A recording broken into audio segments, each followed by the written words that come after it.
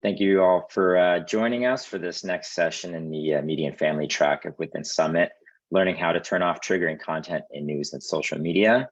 I'm really pleased to introduce our moderator and panelists for you today. Our moderator is Kath Stevens. Kath is the social media manager and strategist at Within Health, focusing on developing and implementing channel-specific content strategies, community management, content creation, and copywriting, organic campaign management. With experience organically building communities for tech startups in the health and wellness space, she is passionate about connecting people with tools and resources which support their well-being.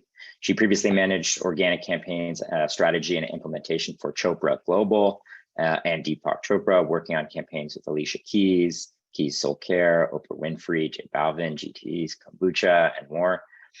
Kath joined Within Health because of her alignment with its mission to revolutionize access to eating disorder treatment with intentionally virtual care, and enjoys collaborating with a driven and compassionate team. She is inspired by the impact of this mission-filled work to increase access to healthcare for those on the path to recovery. Our panelists today, I'm going to start with Lori. Lori Yurchuk is the executive coordinator at the National Alliance for Eating Disorders. She received a Bachelor of Arts degree in psychology from the Harriet L. Wilkes Honors College at Florida Atlantic University. Through her own experience with an eating disorder, Lori started volunteering with the Alliance in high school, eventually taking on a part-time role as their Find ED Help coordinator. After graduating from college, she took on a full-time position, continuing to manage Find ED Help as well as the Alliance's social media accounts. Lori's always been passionate about helping others and is grateful to give back to an organization that was instrumental in her own recovery.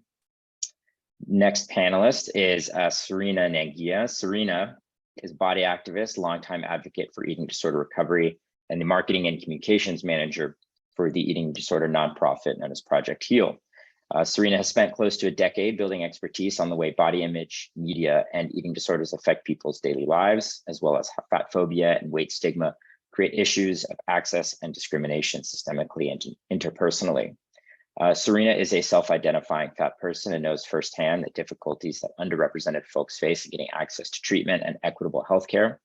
In order to combat the fat phobic and archaic systems preventing folks from getting the care they need, she became deeply involved in the eating disorder community and actively works to elevate diverse voices of people of color and fat people. Serena's inspiration comes from her sister, Ellen, who struggled with an eating disorder for over a decade and is now in long-term recovery. Our next panelist is Ruth Elliott, who's the Director of Clinical Services at Meta. Ruth earned her master's degree in social work at the University of New Hampshire in 2004. Her drive for becoming a therapist evolved from her own decades-long struggle with an eating disorder. Recovery is something that Ruth holds hope for in each person that she works with. And she's worked in many different areas throughout her career, but is devoted to helping people fully recover from their eating disorders. She's worked in the eating disorder field for the last 15 years as a clinician, and most recently as the clinical director of an eating disorder PHP and IOP. She's also a yoga teacher who's enthusiastic about helping people connect with the bodies in a way that eating disorders do not allow. And she's passionate about educating the community, professionals, parents, and caregivers about eating disorders, advocating so that people suffering from eating disorders can receive fair, compassionate, and equitable care. She practices eclectically and finds immense joy in helping people live in their bodies compassionately. And Ruth is grateful to have the opportunity to work for Meta and continue the work that brings her joy. I think that's it. Did I get everybody, Kath? Yeah, great. Sounds great. Thanks, Zach. With that, I will hand it over to you. All right, great. Laurie, Serena, Ruth, thank you so much for being with us here today. I'm super excited to speak with you all. And to kick off our conversation today, I would love for each of you to share your personal experiences in social media, in the media, in the news, and how you in your own life navigate the tricky social media landscape or news landscape of, avoiding harmful, triggering, toxic content. Laurie, would you mind getting us started today? Sure. Thank you so much for kicking us off. Social media is tough. I think there are pros and cons to it. And, when I was struggling with my eating disorder, I definitely found those dark holes in the interwebs. And it definitely, I think, contributed to my struggle. And now being in recovery, and working at the Alliance and doing social media, it is difficult, I will say, over the past 3 years, like with the pandemic and just all the collective trauma that we've all gone through, and being a person that runs a social media account, like it was very stressful, like to be on social media, and I definitely found myself like doom scrolling for hours. And I think for me, like it was difficult to separate. But yeah, I feel like I didn't really answer your question, but yeah, I think social media is it's tough, and I think boundaries are super important, with my personal like use of it. I definitely need to set boundaries around it. Yeah, absolutely. It's so important to create, safe practices for, individuals, for ourselves, so that we're navigating social media in, a safe and protective way. That's so important. Thank you for sharing. Serena, would you mind sharing about your own personal experiences? Yeah, absolutely. Thanks for having me again. So I had a really, I'm 24, so I think that that is a really important thing in this conversation because I my peers grew up with social media, but my parents didn't let me have social media until I was a senior in high school, and that was only Twitter and Snapchat, and then I got Instagram my freshman year of college. So I truly believe that no, I was on Tumblr, so that counts. But they didn't know about that.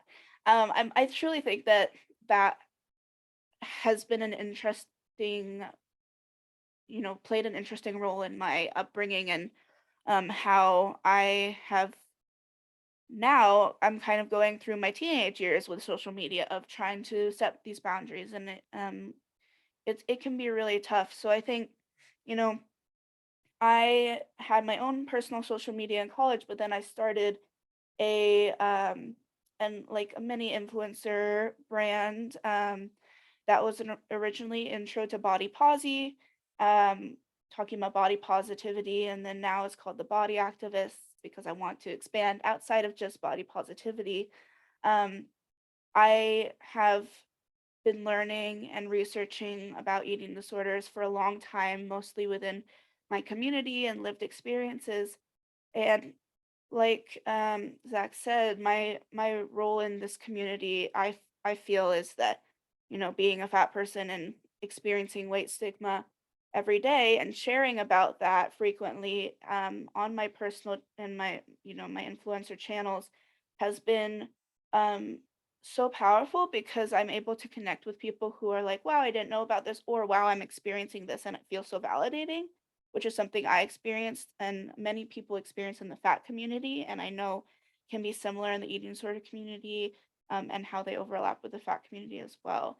But I have also faced a lot of discrimination and terrible hate comments. And I wake up in the morning and I have a really bad habit as a marketing professional to look at social media first thing in the morning. It's my job, and but I also, Lori, want to build some boundaries around that.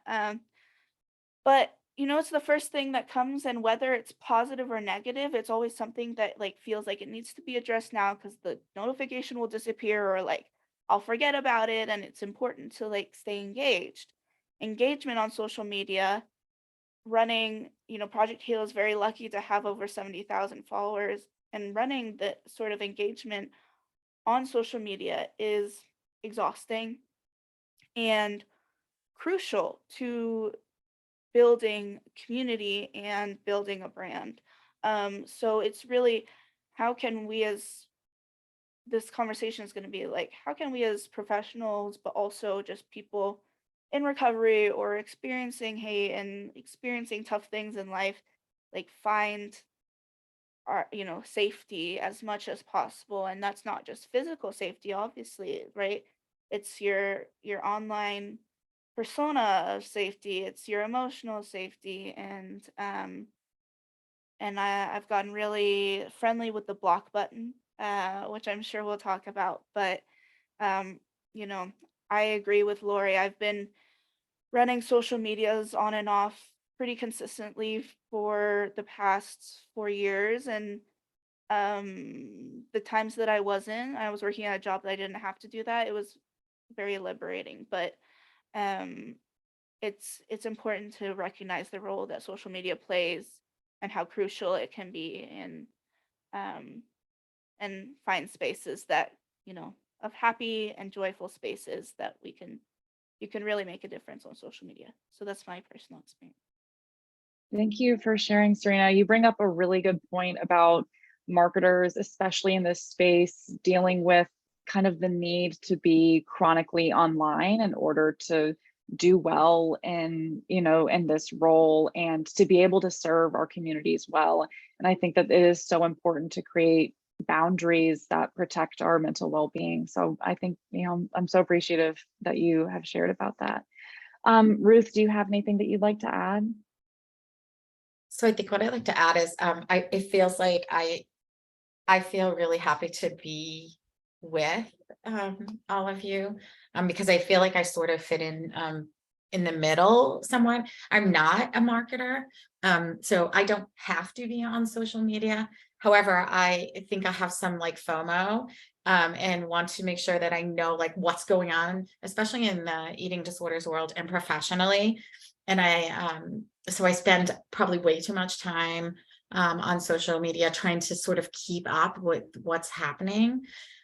As somebody who's in recovery and significantly older than everyone here, I feel like for sure I'm older than Serena and Lori. I don't know how old you are, but when my eating disorder was really raging, it was kind of like social media was not really a big thing, to be perfectly honest. And then, I had a couple of spurts, like I call them my 2 10-year spurts of eating disorder. And so, when the second came around, there was much more access to social media. So going down sort of the rabbit hole and, almost like seeking out things that made my eating disorder really happy and kept that going.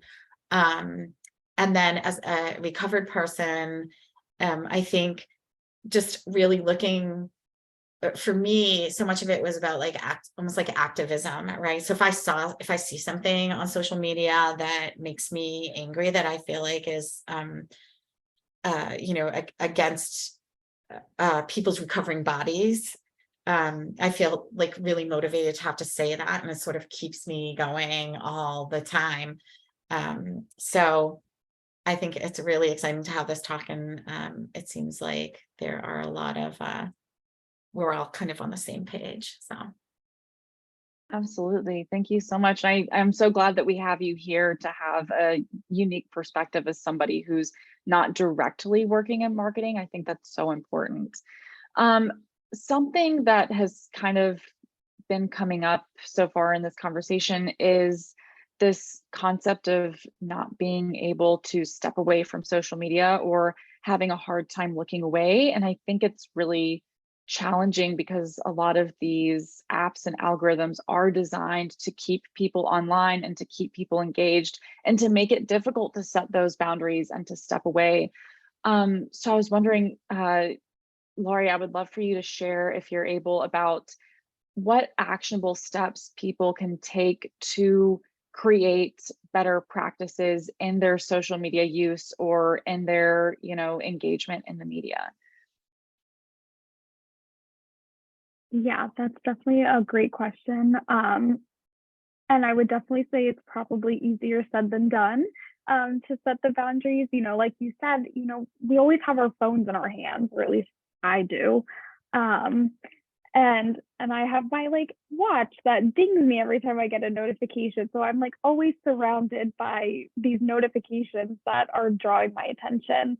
And yeah, so setting boundaries is definitely easier said than done. But with that said, sometimes I literally just have to put my phone away and like turn it off, or put it in a different room.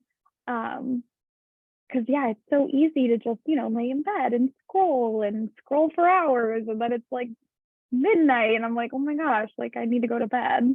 But yeah, either like turning my phone off, putting it in a different room. I know that iPhones have like focus feature that like it turns off all your notifications during certain periods. You can customize it to however you want. But I think those are definitely helpful steps. Is yeah, kind of just removing the distraction if possible. Absolutely. Something that has been like really useful to me is using like app time limits and preventing myself from staying on. Like TikTok is one I'm really bad about. Like I could scroll TikTok for hours, and so I had to set a screen time limit. That way after 45 minutes it's like, hey, you've been scrolling too long, it's time to stop. Serena, you had mentioned something I love that you said was getting friendly with the block button. Can you speak more to that and talk about, how you determine when something is becoming too harmful or too toxic to where you just have to cut yourself off from it? Yeah, that's a really great question. I think, it's very different between my personal pages and Project Heal's pages, because as an organization, everybody has the right to say, a lot of different things, their opinions and that sort of thing. And so, but when it comes, if there's anything really cruel or terrible, we definitely get rid of it because nobody needs to see that. But on my personally, um, if I've posted a picture and people are like, I use hashtags, so that's how people find me a lot of the time if they don't know me. And I use hashtags like body positivity or fat or like those sorts of things. And so there are trolls that intentionally click on those hashtags and go to people and just comment terrible things. Um, I rely a lot on instinct. I'm like I said, I'm very friendly with the block button, and what I've realized is I tried to give people a chance like at the beginning, and it's like, why? I don't need to give someone a second chance to hurt me. Like I said, I rely a lot on instinct. So whether that's, cerebral, like, oh, that's rude, or physical, like, oh gosh, that makes me feel like really uncomfortable. Um, it's really important to like listen to yourself, listen to your body, especially because I'm about to start doing some somatic work with my therapist. I'm really excited. And our body holds a lot of things that we might not cerebrally, like mentally understand or know. And so, even something that's just like a little off, that like mentally you're like, oh, that's just an opinion. But then physically you're like, oh gosh, that's like triggering.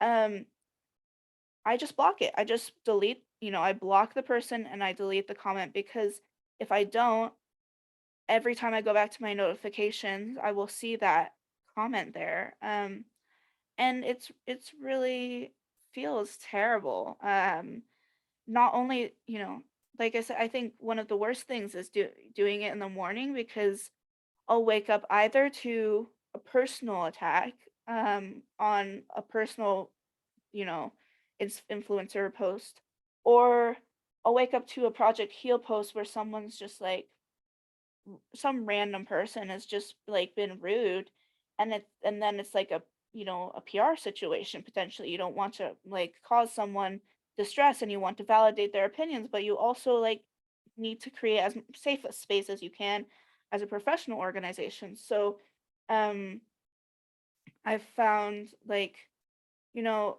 I I'm gonna talk, if we have time, about the different personalities, I'm gonna call them, of social media platforms, because I think truly each platform is so unique, and so how you approach each of them and the people that you interact with can be very different.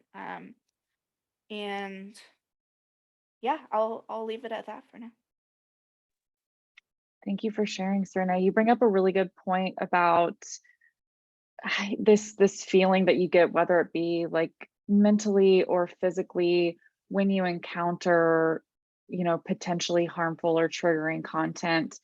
And I would love to dive deeper into, helping people figure out, how do you acknowledge or recognize when something is harmful? Because I feel like a lot of times online and with social media, it's so nuanced. And so it can be hard to identify content that is problematic. And I would love to pass it to anybody who has thoughts to share.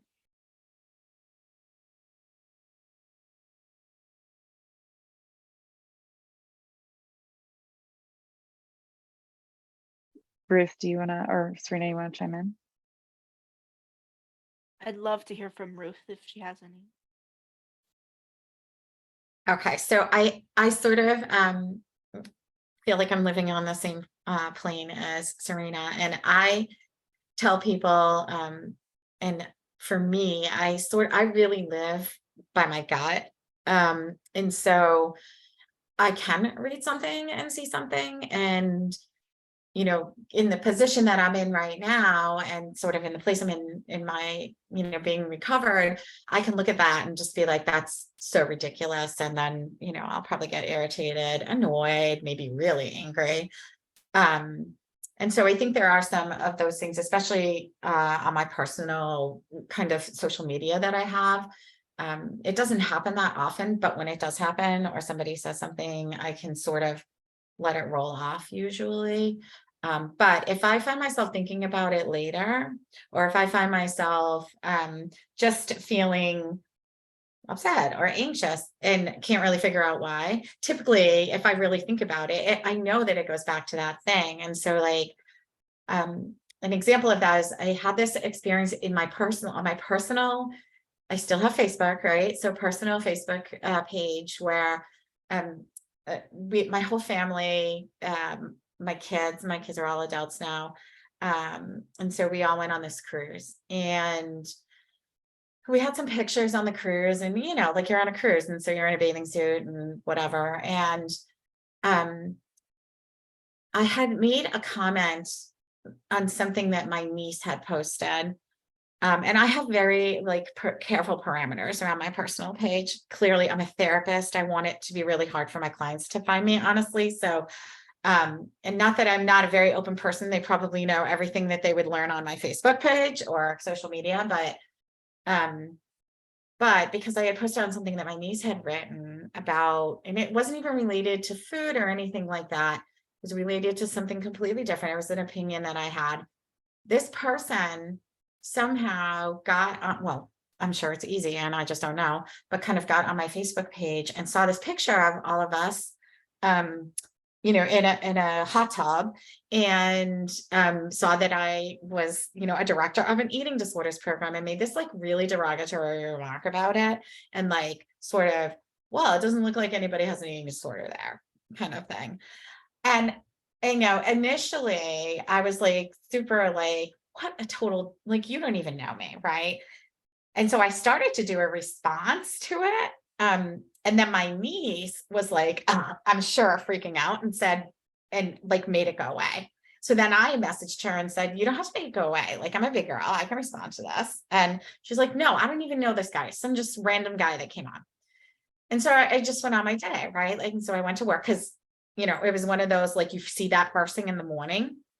And then I went into work, and I said to I was talking about it to one of my coworkers, and I was like, oh my gosh, why am I still talking about this? Why am I still worrying about this? Right. And so that to me was this place that was oh, none of us are immune to this. And so you do have to sort of listen to yourself. You listen to your gut, you listen to, how it makes you feel. How long is it staying with you? And what do you want to do about it?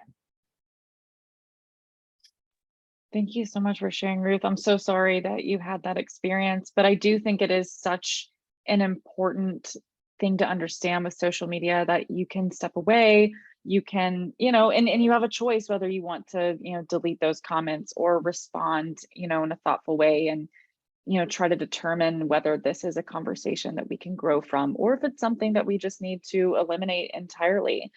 And Serena, I would love to circle back. You were discussing this concept of the different social media platforms having archetypes or personalities, and how we can approach these platforms differently based on how they operate. And I would love for you to expand on that a little bit.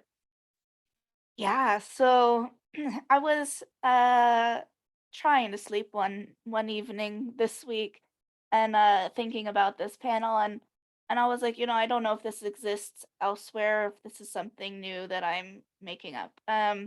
But like I said, I think the way that we see different social media platforms and the way that we can approach people who are potentially harming us, or just approach it in general, is very different. And I think that it's really important to, you know I've been doing this for a long time, but as I think strategically, I'm like, okay, when I'm on this platform, I'm going to do this. When I'm on this platform, I'm not going to do this. So with that being said, I think, I'll start with, I did a little voice recording to myself and wrote it out after that, because you got to write out that stuff when it comes to you.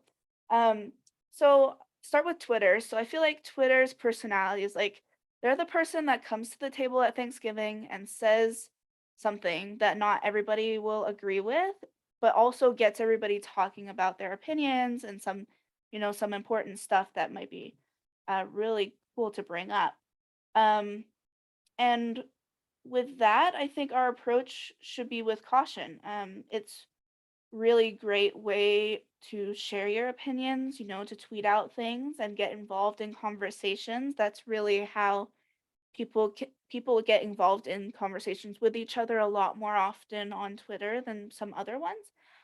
But also knowing that not everybody will agree with your opinions, and that there will be many people who you don't agree with as well. Um, and it's just, you have to expect that when you're on Twitter.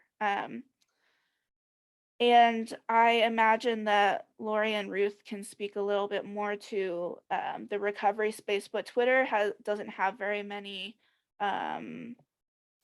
like, it's very easy to access pro anorexia, pro eating disorder content, and that can be triggering, but just not seeking it out has worked for me.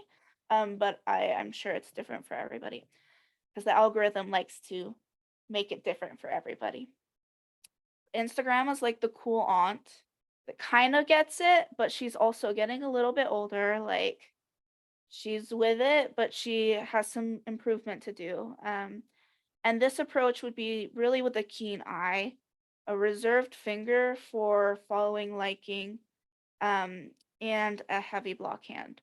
So with the algorithm, what I've found in my personal experience is that if I stay too long on a reel or a post that I really disagree with, that makes me feel uncomfortable, because the goal is to get you, the algorithm recognizes when you spend more time on something, because they feel, they know it's an emotional reaction, and they capitalize on that emotional reaction to make you stay on the platform longer.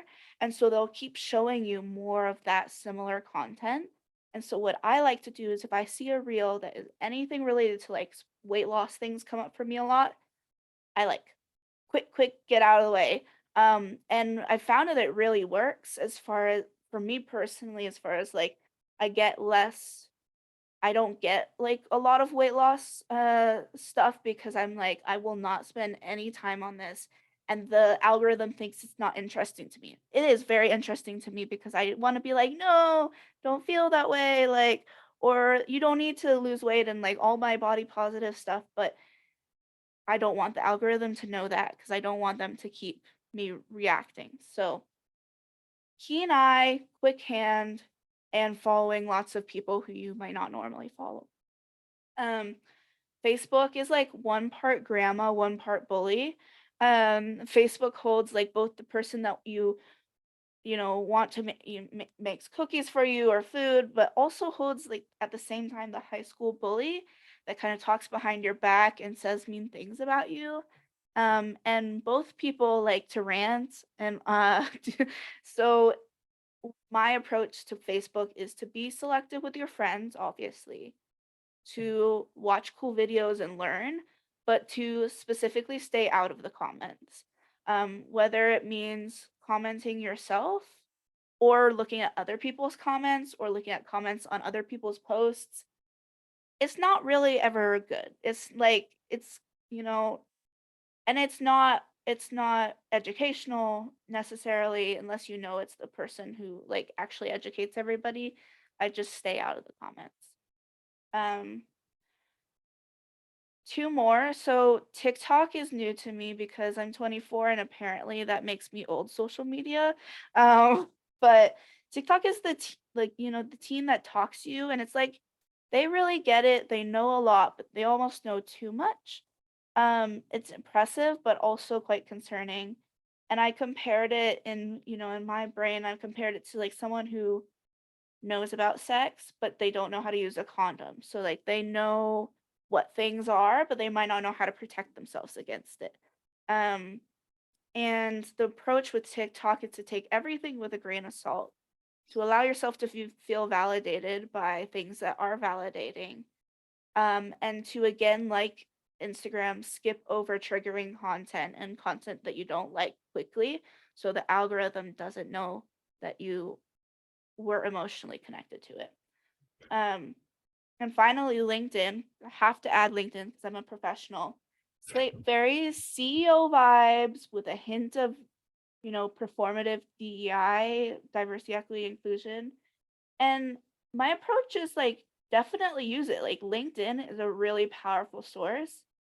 And when you are using it, don't believe you are superior to anyone. Use it as a learning tool, but also don't ask for labor in the comments of really cool people's posts. Share your wins and your losses to avoid toxic positivity. And know that there will still be triggering content, but it will likely more be about workplace stuff. And I haven't found as much triggering content on LinkedIn, so it's a safer space for me. That's my spiel. That's great. I love that so much, Serena. Thank you so much for sharing. And I think it brings up a really important point about each social media platform being so different and having such a, different variety of content and a different landscape and different ways in which we encounter and engage content.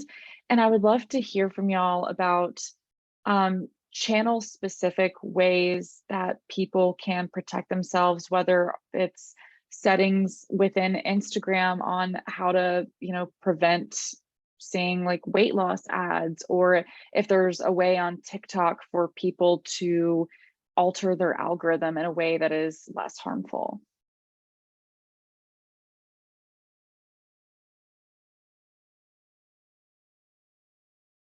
All I'm gonna say is, Kath, I know you know a lot about this, so if we don't have anything, you can add. Yeah, sure. Yeah, I think there's, various ways. Like one of my favorite things, I know this is a feature on both Twitter and TikTok, is marking recommended posts as like not interested and like directly telling the algorithm, I don't like this, I don't want it, I don't want more of it. And then of course, Serena, you mentioned this earlier on Instagram, just hitting the block button, just, saying, hey, get out of here, whether it's an ad. I know I used to get a lot of ads from a company I will not name that dealt in like weight loss products, and I just blocked the company. I was like, I can't do this anymore. So yeah, going back to that conversation on being heavy with the block button, I think that is a great way to deal with things. But I would love to pivot into discussing, because I know that we're running out of time here, but I do want to make sure that we discuss ways in which journalists, marketers, content creators, people who are really heavy in the news and social media space, what they can do to make sure that the content they're creating and sharing and circulating is being supportive and not harmful or toxic to people who are struggling with their mental health. I can definitely hop in if you want. I think honestly, like my rule of thumb, I guess, is to stay away from like specifics. Eating disorders can be very competitive, as I'm sure we know. And like, I know a lot of like news articles, like they always say like, oh, their lowest weight, or like how many, calories they ate a day, because it's that shock factor and that's what gets them, what gets it going viral. But honestly, like staying away from specifics, like I think is definitely a good rule of thumb. And yeah, like no specific numbers, or even like pictures, like the before and after pictures, which we all know are terrible. um yeah, like staying, yeah, that's definitely my first rule, I think, is staying away from those specific mentions of behaviors, of numbers. Yeah. Yeah, I think that's great. And I also would love to dive in, on the other, like, I feel like on one side, it's like avoiding harmful and triggering content. And then the next step is seeking out content that is actively supportive and nourishing and uplifting. And Ruth, I don't know if you have, a perspective in this from, being a therapist and working with clients. I don't know if you have any experience with helping people seeking out content that is more encouraging and supportive of their mental well-being. So I think I talked about a little bit about this yesterday. But I think as a therapist right now, I sort of feel like, and in the role that I'm in right now, I sort of feel like a private investigator. Because I think, to be honest, I work in the field, like my every single day is surrounded by how to help people, how to help them with their recovery, and to be, as positive and supportive as I can be as a person, and as, for Meta. And I get stuck, right? Like I have a hard time sometimes, I might think, oh, this is great. And then all of a sudden I find this thing on whether it's social media or whatever. So, I think really teaching people, like, I think there are like buzzwords. I think diet culture is disguised, and you don't know that until you get into it. And so, there's that piece of it where it's like, you're not, somebody's not trying to do that, and you're helping them go, trying to help them and support them to go to a place to find community to support them via social media. And then on the flip side, I think it's logical to say that it's going to happen. And so then what do you do about that? And how do you support yourself with that and pull away from that? I think that, seeing these keywords and really looking for, people who talk about, health at every size, and being LGBTQ plus informed, and, BIPOC and fat positivity, like all of these things, like those feel like buzzwords. And also teaching and talking to people who are looking for support, that like, it sort of feels like, everybody's starting to jump on the bandwagon. And on the one hand, that's like really amazing and supportive. And I think that happened a lot with COVID. And on the other hand, you still have to beware, because people know, like, oh, well, if I say this particular thing, like I'm going to attract like this really large audience.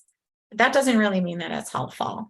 So it really is about, like really looking at this with like curiosity, really questioning. I'm like the stalker. I mean, I'm not embarrassed to say that. And I'll be like, oh, somebody said, they do this work and whatever. And I'll be like, da, da, da, da, da, and I'll be on, on a website trying to figure out if there's anything there. Right. So I do think it's like, it's just being discerning and teaching people that you need to do that. Like, you can't always take everything at face value. Absolutely. Yeah, that's such wonderful advice. Thank you for sharing. And I know that we are just about out of time, so I want to remind our attendees, if you have any questions or comments, we'd love for you to drop them in the Q&A or in the chat box.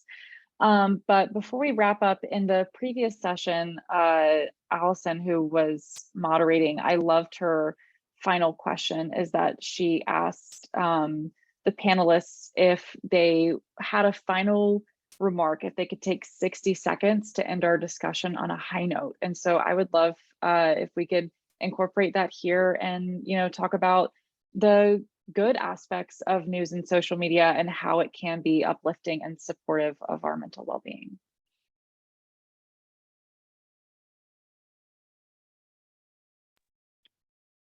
I'm happy to start.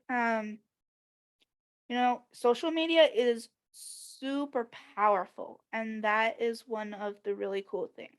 It can be used for good and it can be used for bad. And what I've found really inspiring is the impact that social media has made on getting people civil rights, on national and international revolutions. And the fact that that can happen on such a big scale means it can also happen in the eating disorder world, and it is possible. I think finding community on social media is so crucial, especially in a world where we still are very isolated.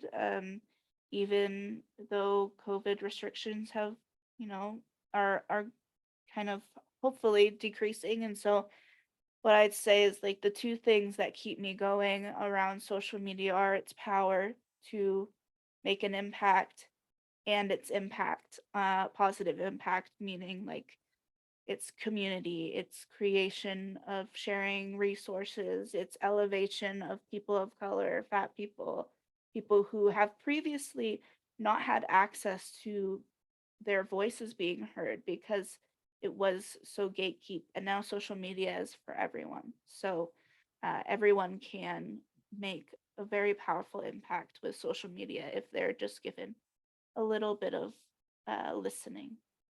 So. I love that. Thank you so much for sharing. Laurie, do you have anything to add to that? Yeah, Serena, I definitely love that you brought up like the community of social media. I think one of the, obviously, the pandemic, it's been horrible, like I'm not gonna lie. But one of the cool things that I think came out of it was at the beginning, honestly, probably for about a year, there was that Instagram page with like the COVID meal support. And all these like clinicians and people in the eating disorder community would hop on like an Instagram live and like do meal support for our community. And I always just, that was just so beautiful, honestly. And so like that community and being able to be there even though we couldn't be in person, we're all at our houses. And yeah, the community and being able to support each other during the pandemic, and even obviously we're kind of still in the pandemic, but going forward, just having that support, even if you're not located near resources, which I think is pretty cool. Yeah, I think that one of the best aspects of social media is having that ability to connect people from, all around the world. And I will offer a shameless plug that we are doing a meal support on Instagram Live. I think it's a couple weeks before Thanksgiving, and it's with Meta, with our director of nutrition, Sean. He'll be on with Monica from Meta. So we're super excited about that. And Ruth, close us out. We've got a minute left. I'd love to hear your thoughts. So I am a really big believer in advocacy. And I think that although social media can be used in a way that's negative, I agree with Serena that it has so much power. And there is so much power for somebody who is in recovery to be able to advocate and use their voice, and to get support, from social media. And if you can separate from the parts that are negative and really put blinders on and focus on the parts that are positive, I think it can be so helpful just for recovery in general. Absolutely. Thank you so much. It looks like that is all the time that we have today, but I want to thank you again so much for being here with us at Within Summit. You are all just incredible, and I'm so grateful that you took the time to chat with us today. Thank you so much. Thank you. Thank you. Thank you all. And we'll be having our closing session for Within Summit at 4:15 Eastern. So we've got a 15 minute break, and then I hope that everybody will be joining us there. Thank you all. Enjoy the rest of your day. Bye.